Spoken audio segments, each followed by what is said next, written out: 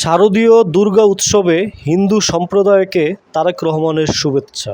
রবিবার নিজের ফেসবুকে দেওয়া এক ভিডিও বার্তায় তিনি এই আহ্বান জানান।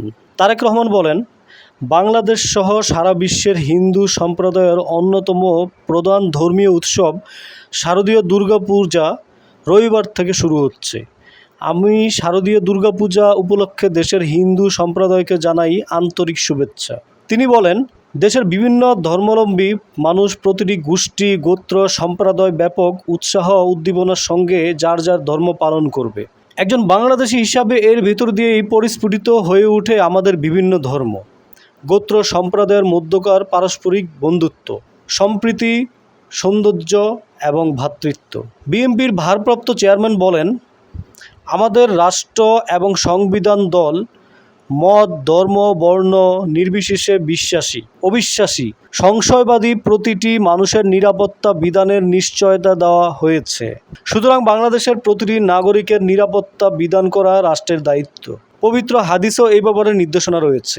যে ব্যক্তি রাষ্ট্রের নিরাপত্তাপ্রাপ্ত অমুসলিমকে নির্যাতন করে, তার অধিকার খর্ব করে, তাকে সাধ্যের অতিরিক্ত কাজ চাপিয়ে দেওয়া বা তাদের অসম্মতিতে ধন সম্পদ হরণ করে নেয়, এই ধরনের জুলুমের বিরুদ্ধে আমাদের প্রিয় নবী তার উম্মতদেরকে সতর্ক করে দিয়ে বলেছেন, কিয়ামতের দিন আমি সেই ব্যক্তির বিরুদ্ধে লড়ব।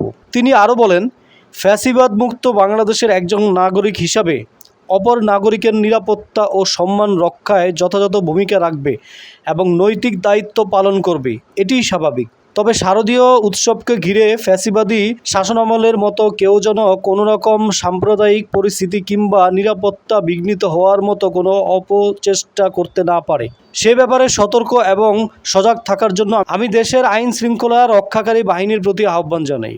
দেশের হিন্দু সম্প্রদায়ের প্রতি আহ্বান জানিয়ে তিনি আরও বলেন, আপনারা উৎসাহ উদ্দীপনা সহকারে নিশ্চিন্তে নিরাপদে সারা দেশে উৎসব আনন্দ উদযাপন করুন। সৌন্দর্য সম্প্রীতির বার্তা সর্বত্র ছড়িয়ে দিন।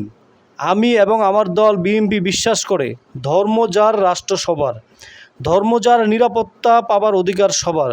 সবশেষে আমি আবারও আমার এবং আমাদের দল অর্থাৎ ধর্ম বর্ণ নির্বিশেষে বাংলাদেশকে গণতান্ত্রিক মানুষের দল বিএনপির পক্ষ থেকে দেশের হিন্দু সম্প্রদায়ের প্রতি আবারও শারদীয় দুর্গাপূজার আন্তরিক শুভেচ্ছা জানাই।